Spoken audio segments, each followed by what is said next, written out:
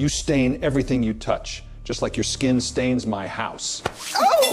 Billionaire Preston Whitfield grabbed a coffee-soaked tablecloth and shoved it into his black maid's face.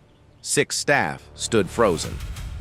Sir, it was an accident. 11 months I let a monkey eat under my roof. And this is my thank you? I'll fix it, sir. Fix it? Get on your knees. She looked him in the eye and said, No. Dead silence. In the heart of Bel-Air, beyond iron gates taller than most dreams, Preston's face twisted. He grabbed her hair, full fist, and dragged her across white marble. Nobody helped. She didn't cry. She looked at the tiny gold earring in her ear and screamed one word. His hands let go. His knees hit the same floor. Who was this woman? And why did she let this man destroy her for 11 straight months? 11 months earlier. A woman named Lori Calloway stepped through the staff entrance of the Whitfield estate, carrying one small bag and a resume that was fake from top to bottom. No jewelry except 2 tiny gold earrings, short nails, reading glasses on a chain. Everything about her screamed ordinary. That was the point. Because Lori Calloway was not Lori Calloway. She was Lorraine Calloway, senior FBI special agent, 25 years on the job, specializing in human trafficking and labor exploitation. The Bureau had received 14 complaints against Preston Whitfield in 5 years. 14. Assault, false imprisonment, wage theft, racial abuse, but not a single prosecution, because every victim had been silenced with an NDA and a check, and local police looked the other way every single time. So, a federal judge signed an undercover order, and Lorraine volunteered. She'd read the file of a 24-year-old woman named Tanya Brooks, a former Whitfield maid who had a scar on her wrist from a crystal glass he threw at her. After reading that file, Lorraine couldn't sit behind a desk anymore. The Whitfield estate looked like a magazine cover. 22,000 square feet, white columns, rolling green lawn, security cameras in every hallway, but none in private rooms. Lorraine noticed that on day 1. Preston's portrait hung in the main hall. Awards and photos with senators lined his study. From the outside, this was the home of a great man. From the inside, it was a cage. Her first morning, she met the staff. Ruth, the cook, had been there 9 years. She flinched every time a door slammed. James, the gardener, had a purple bruise on his forearm. "Hedge trimmer," he said without looking up. Nobody talked longer than 30 seconds. Nobody smiled. The air in that house felt heavy, like something was always about to happen. Then Preston walked in. He didn't greet anyone. He pointed at a water spot on a glass and looked straight at Lorraine. "If I see that again, you're out. I don't learn names until the 6-month mark. Your kitchen until then." Lorraine nodded. "Yes, sir." He turned to the rest of the staff. "Kitchen, laundry, garden, that's what you are. Real names are for real people." He left. The room stayed silent for a full 10 seconds. Ruth quietly picked up the glass and repolished it. Nobody said a word about what just happened, because in this house that wasn't an event. That was Tuesday. That night in her tiny staff room, Lorraine locked the door. She opened a small drawer she'd secured with a padlock. Inside, a burner phone, a leather notebook, and a photograph of a young black woman with a scar on her wrist. She stared at that photo for a long time. Then she Aventador SVJ. It was more than a car. It was his resurrection. touched her earring, the way a soldier checks a weapon before walking into enemy territory.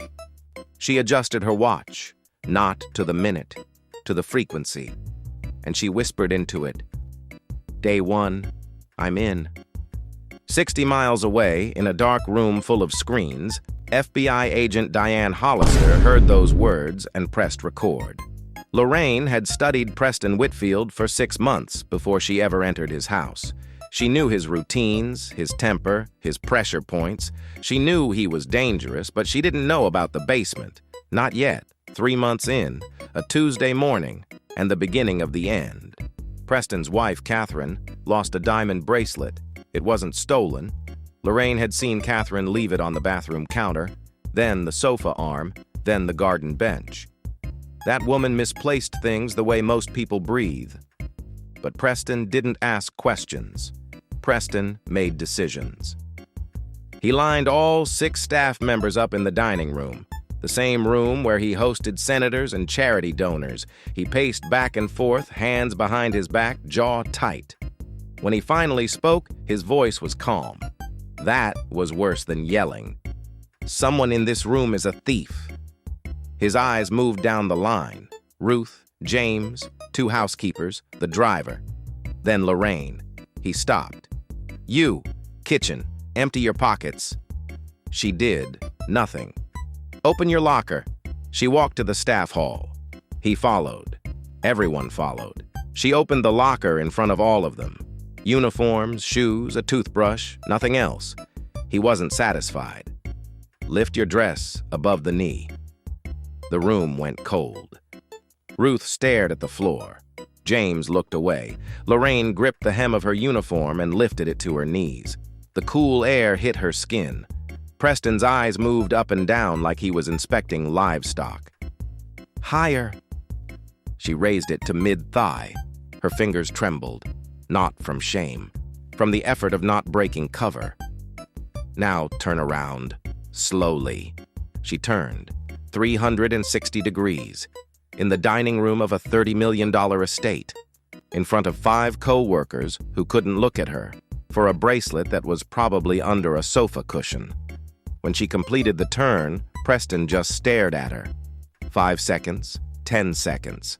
Then he sniffed and said, "Pull it down." She did. 10 minutes later, Ruth found the bracelet exactly where Lorraine knew it would be, wedged between the cushions in the sitting room.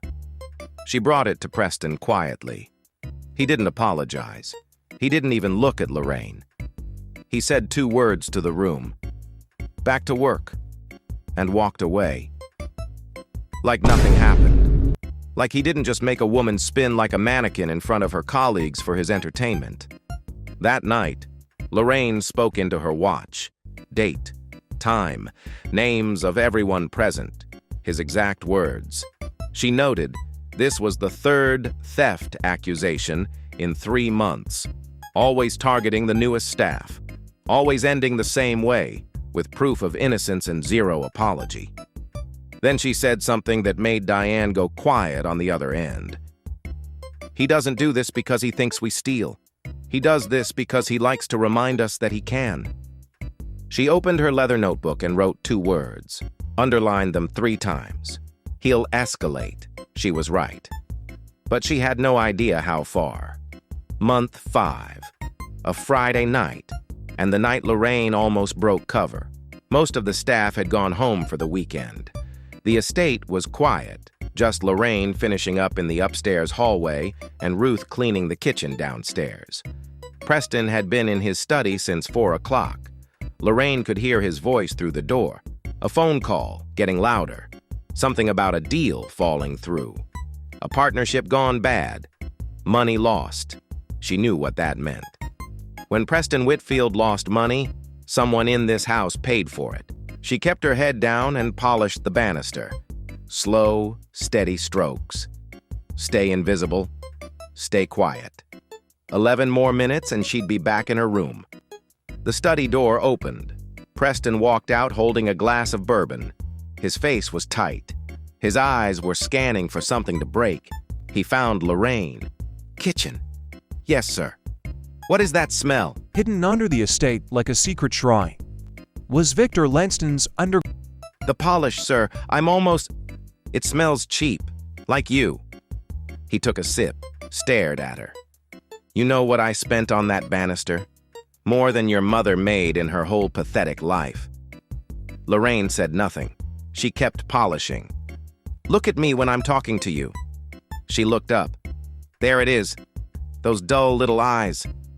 He stepped closer, close enough that she could smell the bourbon on his breath. You know what I see when I look at you? Nothing. Absolutely nothing. A shadow with a mop. I'll finish and go, sir. You'll go when I say you go. He leaned against the wall, swirling his drink. Tell me something, Kitchen. Where did they find you? What shelter? What program? Who felt sorry enough to put your name on my desk? The agency sent my resume, sir. The agency? He laughed. They send me a new one every few months. You all look the same, talk the same, smell the same. He drained his glass. Interchangeable, like batteries. Use one up, pop in another. Lorraine's hand tightened around the polishing cloth. She kept her voice flat. Will that be all, sir? Something in her tone, the steadiness of it maybe, made him snap. Did you just rush me? He set the glass down hard on the banister. In my own hallway? In my own house?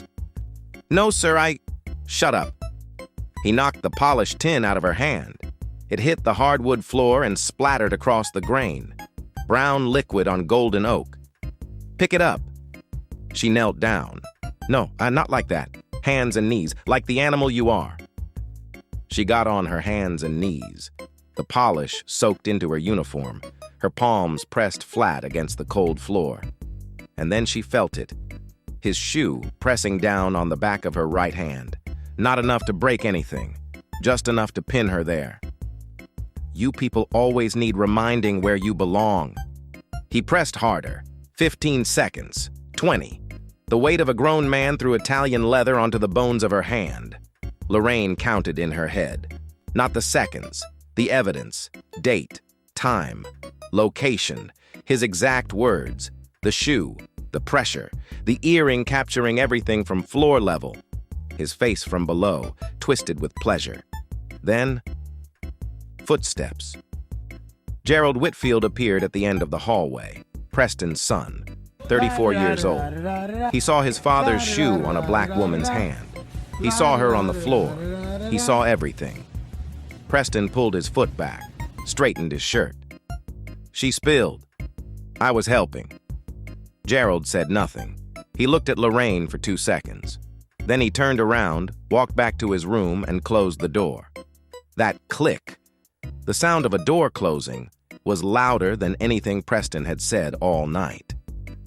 Later, alone in her room, Lorraine spoke into her watch. Her voice was steady, but her hand was swelling. He made physical contact. I have it all on camera. I need more time. Diane's voice came back, crackling. Lorraine, this is enough. We can pull you out tonight. It's not enough. I don't want a settlement, Diane. I don't want a slap on the wrist. I want the whole system he built. Every NDA, every payment, every victim. I want it all. Silence on the line. Then be careful, Diane said. Please. Lorraine hung up. She looked at the bruise forming across her hand. Then she looked at the photograph of Tanya Brooks in her drawer, the scar on that young woman's wrist. She whispered, I'm not leaving until I have enough to bury him. What Lorraine didn't know was that Preston had already started to suspect. Not her identity, not yet. But he'd noticed something, a feeling, the sense that somewhere, somehow, someone was watching. And he was right. Month 7. Preston Whitfield threw his annual charity gala. 200 guests, black ties, crystal chandeliers, a string quartet in the garden, the Whitfield Foundation banner hanging above the entrance, lifting communities, building futures. The irony could choke you. Lorraine worked the event, gray uniform, white gloves, carrying trays of champagne through a sea of designer gowns and $10,000 watches. She moved through that crowd the way she'd moved through this house for 7 months, like furniture. Nobody saw her. Nobody was supposed to. Preston was in his element, laughing, shaking hands, posing for photos. He gave a speech about giving back to underserved communities that lasted 12 minutes. Lorraine stood 6 feet away, holding a water pitcher, while a billionaire who called her monkey in private talked about racial equality in public. Then he snapped his fingers, didn't even look at her. Water, no ice, she poured. He took the glass without acknowledging her hand, turned to his guests and thing he believed about himself. Tower, precision, perfection, and for a year, it obeyed. Until one cold November smiled. You have to train them from scratch, but at least this one shows up on time. Light laughter. A few guests glanced at Lorraine. Most didn't. She was invisible. A gray uniform holding a pitcher. Exactly what he wanted her to be. Then it almost fell apart. A tech executive named Warren Adler was walking past the kitchen entrance when Lorraine stepped out with a fresh tray. He stopped, stared, grabbed her arm, gently but firmly. Lorraine Calloway, I saw you at the federal hearing in D.C. last year. Her blood went cold. I'm sorry, sir. I'm Laurie. Can I get you anything? Warren didn't blink. He looked at her face, then at the uniform, then back at her face. 5 seconds, that felt like 5 hours. My mistake, he said. But his eyes said something else entirely. Lorraine slipped into the kitchen, heart slamming, hands shaking. She locked herself in the service pantry and whispered into her watch. Partial recognition. Warren Adler, table 6. Diane's voice. Do we pull you? No. Accelerate the timeline. I need the NDA files, the bank transfers, and Tanya's deposition. All by Friday. We go live in 6 weeks. Now, let me be very clear about something. The woman carrying champagne in a gray uniform that night? She was a senior FBI special agent with 25 years of field experience. She'd led raids across 3 continents. She'd put cartel bosses behind bars. She once testified before Congress for 6 straight hours without breaking a sweat. And for 7 months, she let Preston Whitfield call her kitchen.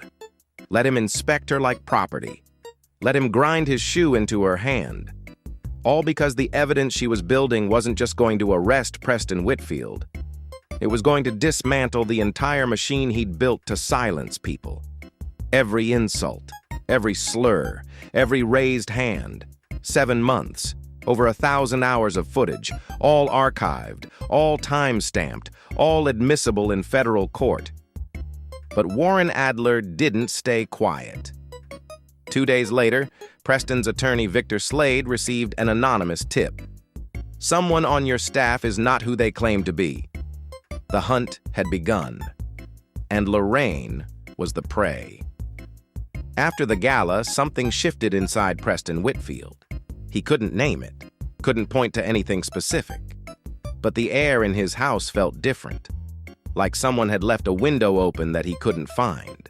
Slade's anonymous tip ate at him. He installed 4 new cameras in the staff hallways, started checking phone logs, monitored who came and went and when. He fired 2 workers in the same week. No explanation, no warning, just pack your things and get out by noon. One of them had been there 3 years. She cried in the driveway. Preston watched from the window and sipped his coffee. Lorraine survived the purge. Of course she did. She was the most reliable, most obedient, most invisible employee in the house. The very thing that made her a target for abuse was the thing that kept her safe. Preston never suspected the quiet ones. He suspected the ones who flinched too much, because flinching meant they still had something left to protect. Slade hired a private investigator to vet every current staff member. Background checks, employment history, social media, financial records. The PI spent 2 weeks digging into Laurie Calloway and found exactly what the FBI wanted him to find. A boring, unremarkable woman who'd been cleaning houses for 15 years. Fake references that answered the phone on the first ring. A fake Facebook page with posts about grandchildren who didn't exist and recipes she'd never cooked. Military-grade cover, airtight. The PI reported back to Slade. She's clean. Everyone's clean. Your client is seeing ghosts. Preston wasn't convinced, but he let it go. For now. Then the first crack appeared. Not from inside the house, but from the internet. A 12-second clip surfaced on social media. Shaky phone footage. Preston Whitfield screaming at a staff member in a doorway. No names, no context.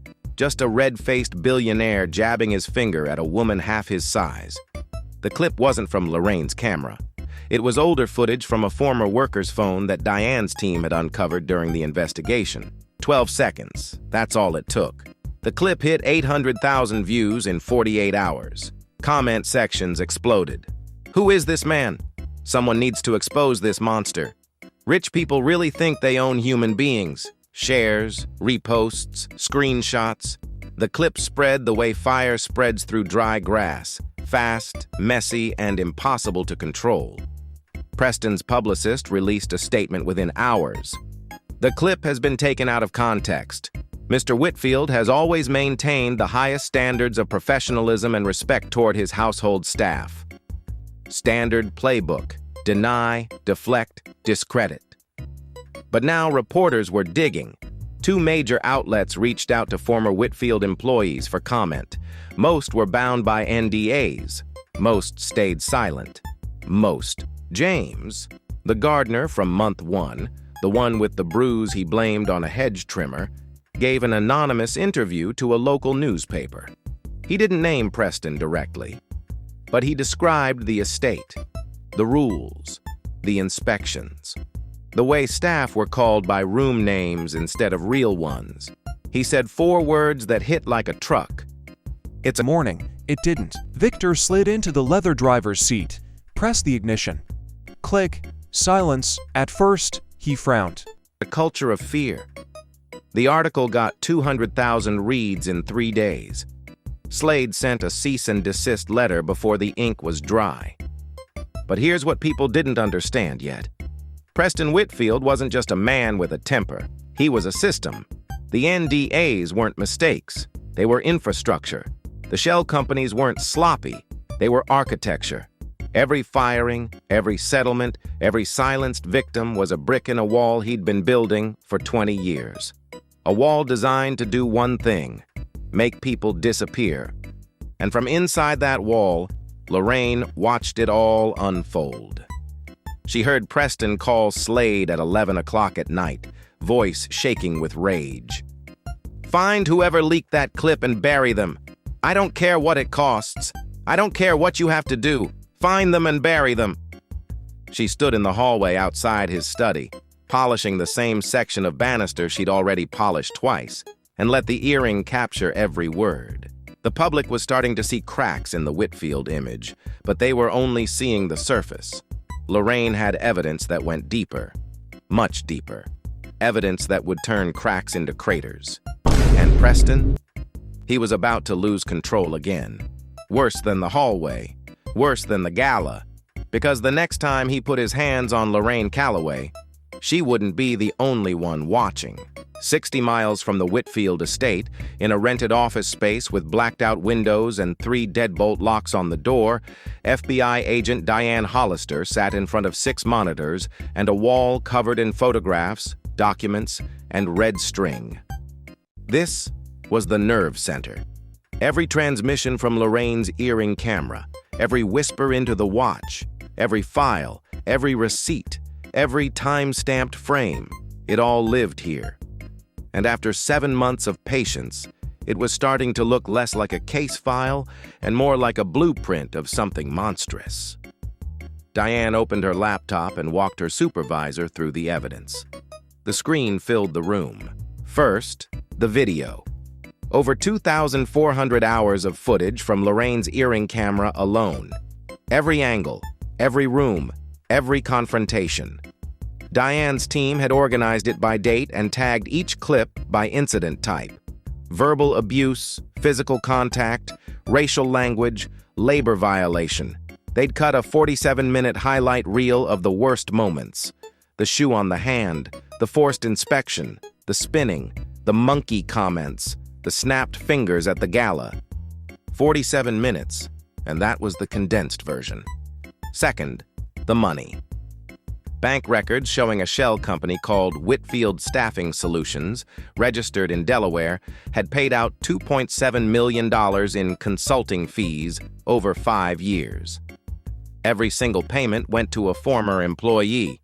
Every single one coincided with an HR complaint that was filed and then withdrawn. The money trail was clean and precise. Preston's personal account to Whitfield Staffing Solutions to a second entity called Heritage Personnel Consulting, controlled by Victor Slade, to direct deposits into the bank accounts of people who signed NDAs. Every transaction time-stamped, every cent accounted for. Third, the emails. A chain between Slade and an HR management firm discussing what they called containment protocol for a 2021 incident. A maid had accused Preston of assault.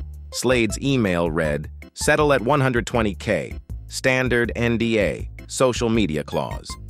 Make sure the hospital records are flagged as private." Hospital records. A woman had been hospitalized. Fourth, the pattern. Diane had built a timeline on the wall. 42 domestic workers in 5 years, 14 formal complaints, 11 NDAs signed, 3 hospital visits, 0 prosecutions. When you laid it all out in a straight line, it didn't look like a series of isolated incidents. It looked like a machine. But the evidence that hit hardest wasn't on a spreadsheet. It was on video. Tanya Brooks sat in a gray room in front of a camera. She was 28 now. Steady voice, clear eyes, but her hands shook the entire time. She described the 18 months she spent at the Whitfield estate. She described how Preston called her laundry for the first 6 months and girl after that. She described the night he got angry because she'd folded a napkin wrong. He threw a crystal glass, a Waterford tumbler, across the room. It shattered against the counter, and a piece of it sliced her wrist. She described the blood, the white towel she wrapped around it, the way Preston looked at the cut and said, "Clean that up before it stains." She described Slade arriving the next morning with papers and a check. He said if I signed, I'd get $95,000. If I didn't, I'd get nothing. And they'd countersue for defamation. I was 24 years old. I didn't have a lawyer. I didn't have family who could help. So I signed. That was all. Machines fail. Batteries die. But after the second attempt, Then she said the part that made Diane stop the tape and sit in silence for a full minute. After I signed, Mr. Whitfield called me into his study. He looked at my wrist, the bandage was still on, and he smiled. He said, "Now you know your place, don't you?" Tanya paused, looked straight into the camera. I knew, and I never forgot. But Lorraine had found something else, something even Diane didn't expect. The basement, not the wine cellar that appeared on the estate blueprints. A room behind the water heater, accessible through a utility door that was always locked. Lorraine picked it on month 6 when Preston was in New York. Inside, a filing cabinet, 4 drawers, organized alphabetically. Every NDA, every settlement agreement, every complaint letter, every photograph of every bruise that was ever documented and then buried. Preston Whitfield kept the originals, not because he had to. Slade had digital copies of everything. He kept them because he liked to. They were trophies. Lorraine photographed every single page with the earring camera. 147 documents. It took her 3 hours. When she transmitted the files to Diane that night, she said one sentence that changed the scope of the entire investigation. He keeps trophies, not because he needs to, because he likes to remember what he did to them. And then, Diane found something that blew the case wide open. Slade's firm didn't just represent Preston Whitfield, it represented 11 other high-net-worth clients across 4 states, all with the same pattern. NDAs, shell companies, silenced workers, the same playbook, the same architecture. Preston wasn't an exception. He was a franchise. Diane called her supervisor that night. This isn't one man, this is a network. And if we pull this thread, the whole thing unravels. They had enough to arrest Preston Whitfield, enough to end his public life. But Lorraine wanted one more thing. She wanted him to do it again, on camera, in a moment so clear that no lawyer, no PR firm, no NDA could spin it. She didn't have to wait long. Month 9, and the walls were closing in from every direction. The viral clip and the newspaper article had done something to Preston that money couldn't fix. They'd scratched his image, and Preston Whitfield would rather lose a limb than lose his image. So he did what powerful men always do when they feel exposed. He squeezed tighter. New rules appeared overnight. Staff wages were cut 15%. Austerity measures, he called it, as if a billionaire needed to save money on the people who scrubbed his toilets. But it was never about money. It was about reminding everyone who held the leash. Meals changed too. Staff used to eat at the kitchen table between shifts. Not anymore. Preston moved them to the laundry room. 6 human beings eating lunch on the floor between running washing machines and piles of dirty clothes.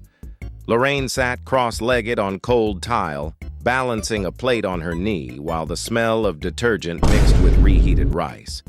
Preston walked by once, looked down at them through the doorway, and said, "See, that's where you belong." Nobody responded. Nobody ever did. The room inspections started next, weekly. Preston himself, not a manager, not a supervisor, going through staff quarters with his bare hands, flipping mattresses, opening drawers, checking under beds. When he got to Lorraine's room, he picked up a framed photograph from her nightstand, a fake family photo the FBI had staged. He looked at it, held it up to the light. "Who would want to come home to you?" He tossed it on the bed and walked out. Lorraine stood perfectly still until his footsteps faded down the hall. Then she picked up the photo and placed it back exactly where it was. The same week, Tanya Brooks received a letter. Not a lawsuit, something worse. A friendly reminder from Slade's firm that her NDA carried a $500,000 penalty clause for any form of disclosure. The message was clear. "We know you talked." Tanya called Lorraine on the burner phone at 2 in the morning. Her voice was shaking so hard she could barely get the words out. They know I talked. Oh God, Lorraine, they're going to take everything. Listen to me. Your deposition is protected under federal court order. They can send all the letters they want. They cannot touch you. I promise you that. You promise? On my life." Lorraine hung up, sat on the edge of her bed, and for the first time since she'd entered this house, she felt the weight of it all pressing down. Then Ruth came to her door. The cook, 9 years in this house. She spoke in a whisper. "He asked about you today, whether you use your phone at night, whether you go places you're not supposed to." Lorraine's stomach dropped. "I told him no," Ruth said. "But Laurie, he knows something's off. Be careful, please." Ruth wasn't a traitor. She was a survivor, and her warning was real. That night, Lorraine didn't check in with Diane right away. Instead, she sat on her bed and read the letters. Not case files, not evidence. Letters.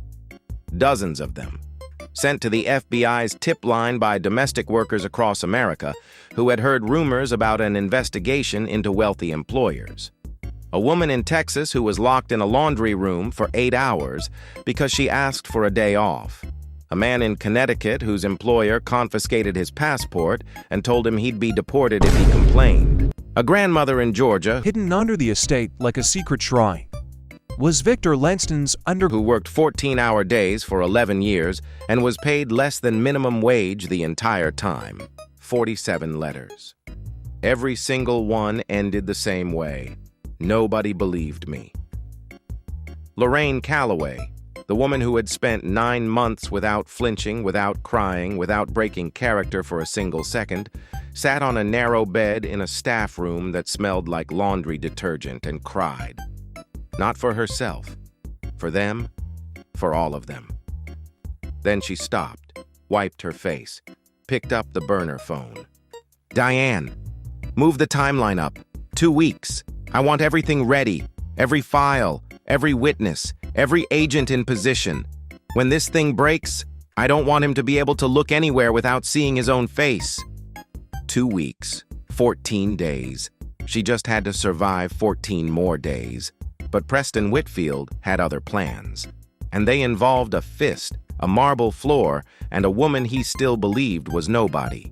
10 days before the operation, and the case cracked wide open from the last person anyone expected, Gerald Whitfield, Preston's only son, 34 years old, trust fund, corner office at Whitfield Properties that he barely used, a man who had spent his entire adult life enjoying the empire his father built without ever questioning what it was built on. Until now. The email arrived at the FBI's secure tip line at 3:47 a.m. on a Wednesday. No name, no greeting, just one line. I know what my father does. I've known for years. I have recordings. Diane didn't trust it. Could be a trap. Could be Slade fishing for leaks. She ran the IP through 3 separate verification channels, traced the device, cross-referenced the email metadata. It took 4 days to confirm what she already suspected. It was Gerald's personal laptop, sent from a hotel room in Richmond, 40 miles from the estate. It was real. Diane arranged a meeting. Neutral location, a rented office, no recording, not yet. Gerald walked in looking like he hadn't slept in a week. Wrinkled shirt, red eyes, hands that wouldn't stop moving. "Before we start," he said, "I need you to know something. I'm not doing this because I'm brave." Diane waited. "I'm doing this because 2 years ago I watched my father press his shoe into a woman's hand in the upstairs hallway. She was on her knees. He was smiling, and His voice broke. "I turned around. I went back to my room, and I closed the door." He stared at the table. What kind of man closes the door? Nobody answered, because there was no good answer. Gerald had been secretly recording his father for 2 years. Not strategically, not as part of some plan. He'd started doing it the way people start keeping journals when they can't sleep, because the guilt had to go somewhere. His phone had captured things that even Lorraine's earring camera hadn't. A video from Thanksgiving 2023, Preston slapping a housekeeper across the face because she served the cranberry sauce in the wrong dish. The sound was sharp, skin on skin, and the woman's head snapped sideways. She didn't make a sound. She just picked up the dish and walked out. An audio recording from a family dinner. Preston using racial slurs so casually that he didn't even lower his voice, talking about his staff the way a farmer talks about livestock. Catherine sitting across from him, eating her salad, saying nothing, and then the recording that changed everything. Preston on the phone with Victor Slade, his voice low but clear.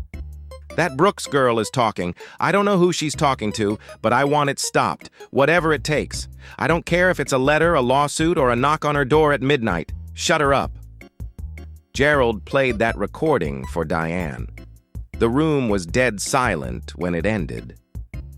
"That was 6 months ago," Gerald said.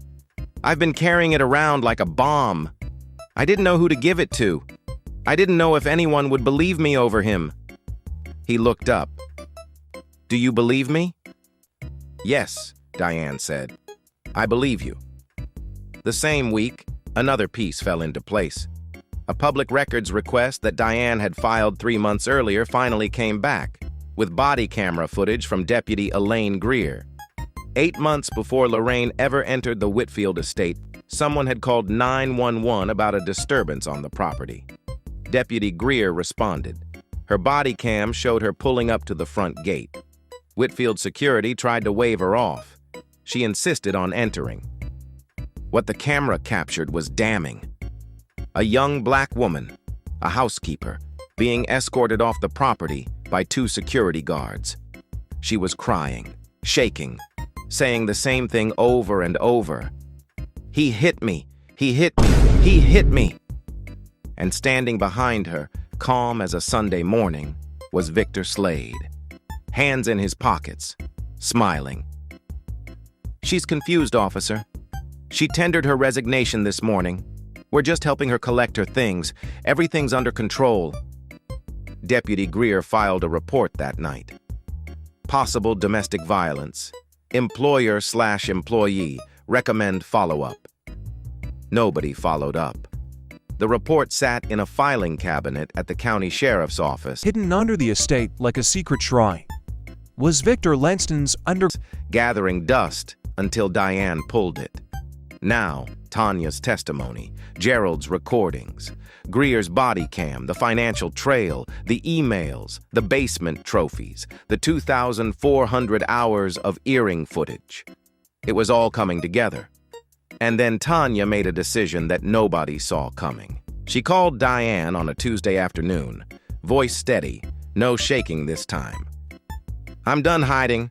I want to go on camera, real name, real face. I want everyone to see this scar and know exactly who put it there." She recorded a new statement that same day. She held up her wrist. The scar was pale and jagged, a permanent souvenir from a Waterford crystal tumbler and a man who told her to clean up her own blood. "This used to make me ashamed," she said. "Not anymore. This is proof. Proof that I survived. Proof that I told the truth. And proof that he lied."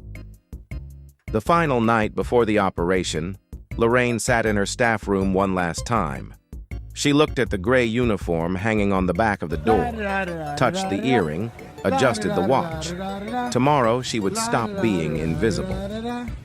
But tonight, she let herself be Lori one last time, the woman who polished silver and said yes sir and survived.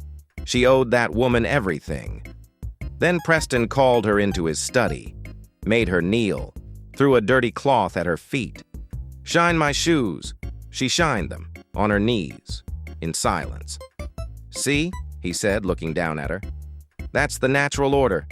You're below, I'm above. Don't ever forget it." Yes, sir. The earring captured everything. His face, his shoes, her knees on the floor, the cloth in her hands. Tomorrow, the natural order was going to flip, and Preston Whitfield had no idea. 11:47 a.m.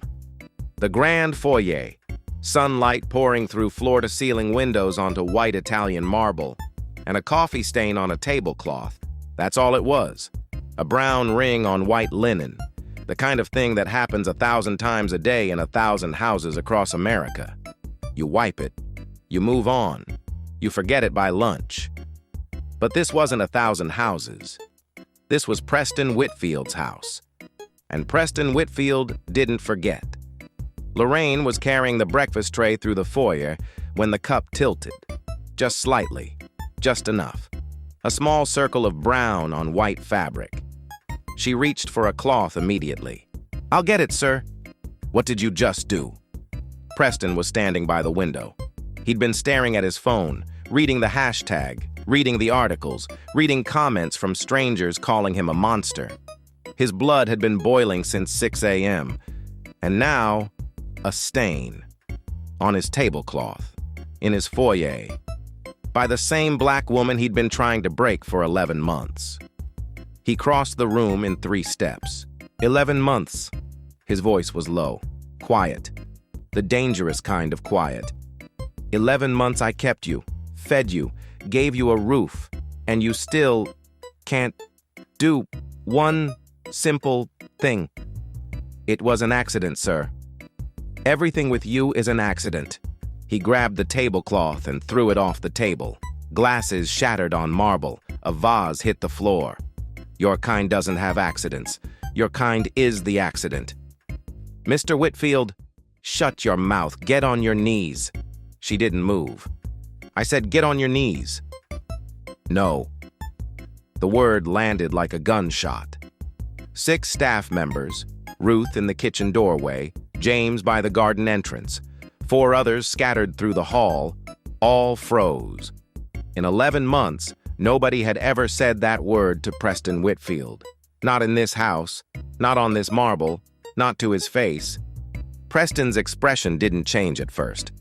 It went blank, like a computer rebooting. Then it twisted into something Lorraine had never seen before. Not anger, not rage, something past both of those. Something animal. What did you say to me? I said no. He grabbed her hair, not a pull, not a yank. He wrapped her bun around his fist like a rope. twisted until her head snapped back. She felt her neck strain, felt the roots scream, felt her knees buckle and hit cold marble.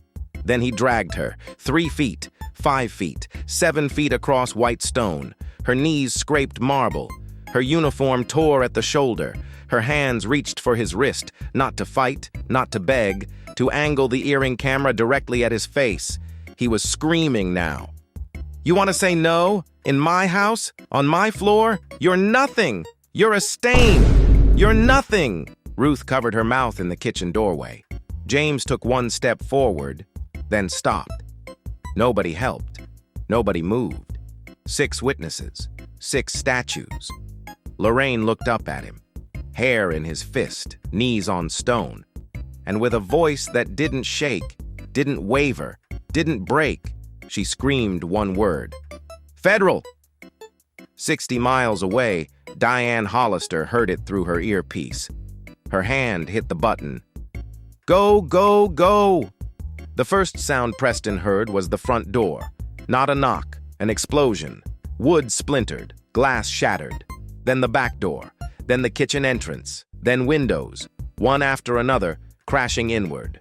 Boots on marble, 16 pairs, moving fast. Then the helicopter. The sound came through the ceiling, deep, heavy, shaking the chandelier.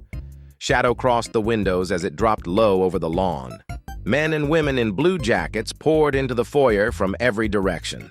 3 letters on every chest. FBI. "FBI, don't move! Hands where we can see them! Release her now!" Preston's hand was still in Lorraine's hair. His eyes, for the first time in 11 months, were wide. Not angry, not commanding, terrified.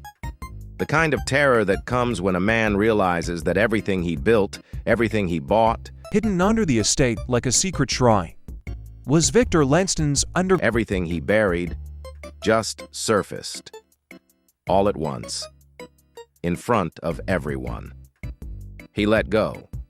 Lorraine stood up, slowly, hair loose and wild where his fist had been, uniform torn at the shoulder, knees raw from marble, but she was standing. And he was shrinking. His legs gave out. Not because anyone pushed him, his body simply quit.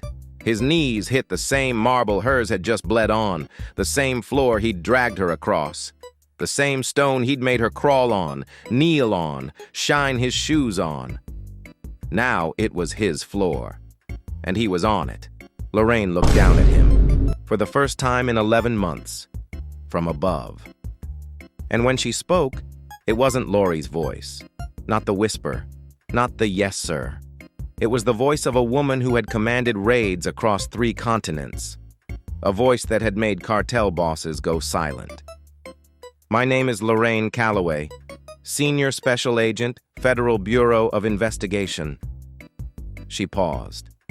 Let it land. "And I am not your maid." Gerald appeared in the doorway of the East Wing. He saw his father on his knees. He saw Lorraine standing over him. Tears ran down his face. But this time, he didn't close the door. 2 agents lifted Preston to his feet, turned him to face the wall.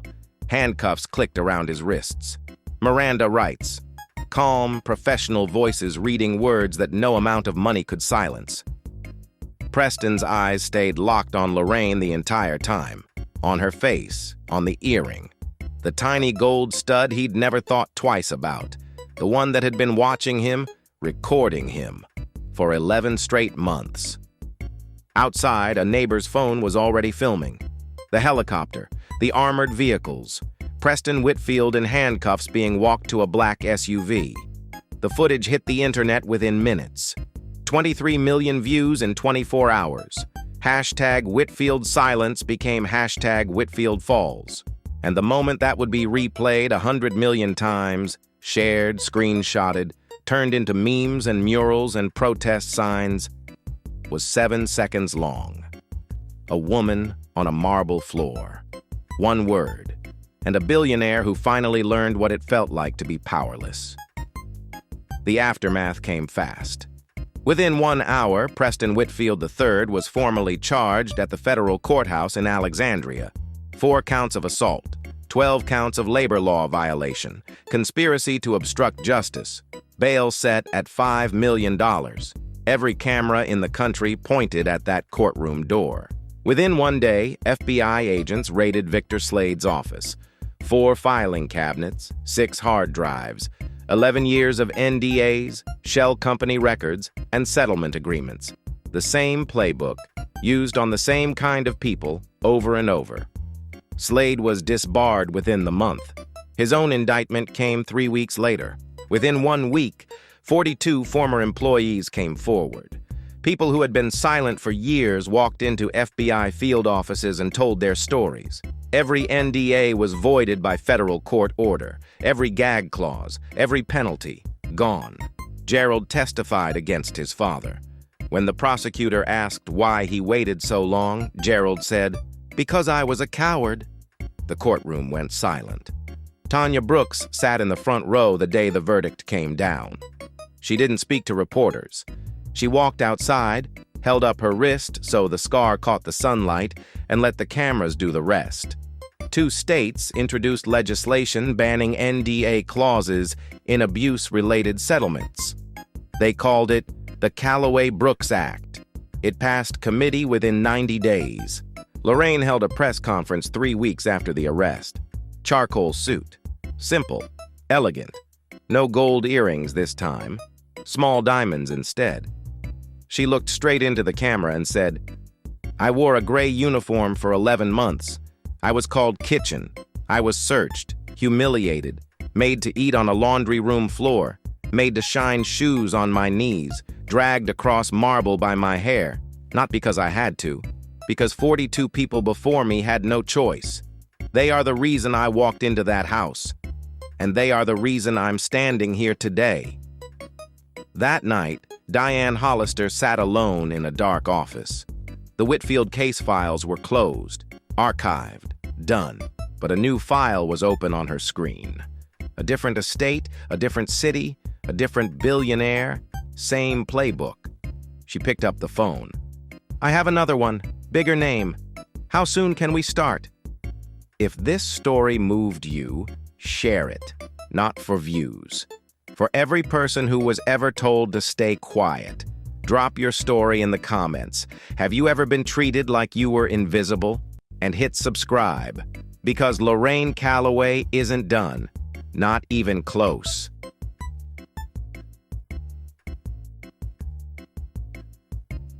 That was all. Machines fail. Batteries die.